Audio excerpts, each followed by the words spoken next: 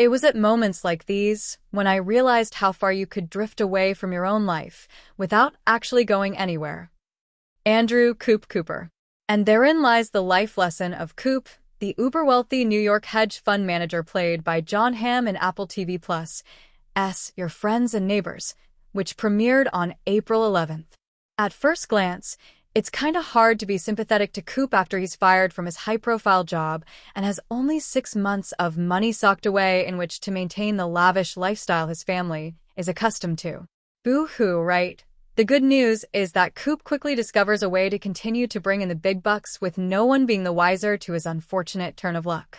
The bad news, that way could result in trading his mansion for a 6-by-8 prison cell.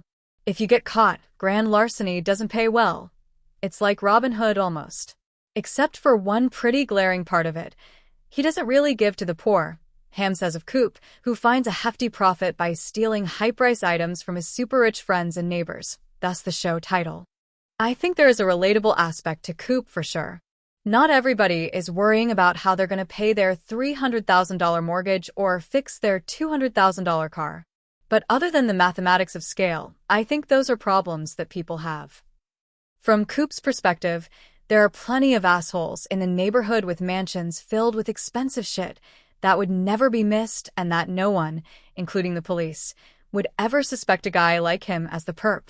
The lie he's telling himself is that he needs to feed his family, but there's feeding your family, and then there's keeping your family in their 10,000 square foot home, says show creator Jonathan Tropper. But he's not prepared to admit defeat and be shamed in front of this community. He's not prepared for anyone to know that he was fired.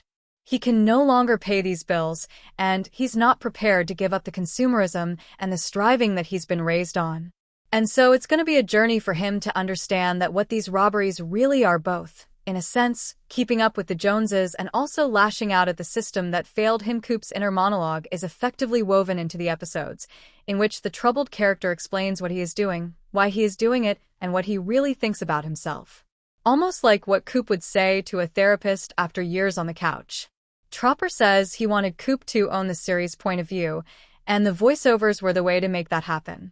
I thought it's a fun reverse anachronism to have a kind of 60s noirish voiceover in a very contemporary show, Tropper says. What's really interesting to me, and the reason I think those voiceovers work, is no matter what you're watching on screen, you're hearing from the person from a different vantage point. You're hearing from a much calmer, detached person than the person who's going through it at the moment. Tropper adds that using the voiceovers as a device allowed him to lock in the tone of the show to an extent. They illustrate the contrast between the self-destructive, risky things we see the character doing on screen and when he's reflecting on them later. Coop is in your ear, making a kind of ironic observation about life. Hamm thinks of it as Coop stepping back and observing his life from the outside.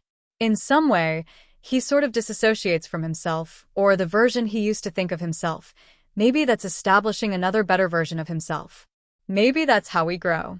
But he's at least self-aware enough to observe that he is adrift.